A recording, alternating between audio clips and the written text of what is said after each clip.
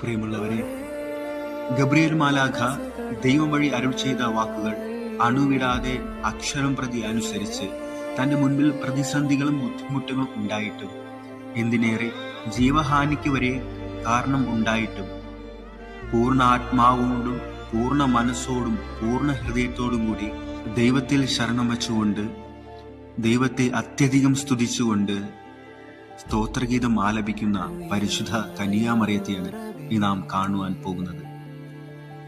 മത്തായിയുടെ സുവിശേഷം 7-ാം അധ്യായം 21-ാം വാക്യത്തിൽ നാം ഇതിനു മുൻപ് ശ്രവിച്ചതുപോലെ, മഴ പെയ്തു വെള്ളപ്പൊക്കമുണ്ടായി, അത് ഭവനത്തിന്മേൽ ആഞ്ഞടിച്ചു, എങ്കിലും അത് വീണില്ല, കാരണം അത് പാറമേൽ പണിത ഭവനമായിരുന്നു.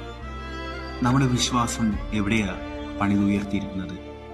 നമുക്ക് ബുദ്ധിമുട്ടുകളും ക്ലേശങ്ങളും പ്രയാസങ്ങളും ഉണ്ടാകുമ്പോൾ നമ്മുടെ വിശ്വാസം എവിടെയാ പണിതുയർത്തിയിരിക്കുന്നത്? പാറമേലാണോ, മണൽപ്പുറത്താണോ? നമുക്കൊന്ന് ആത്മപരിശോധന നടത്തണം.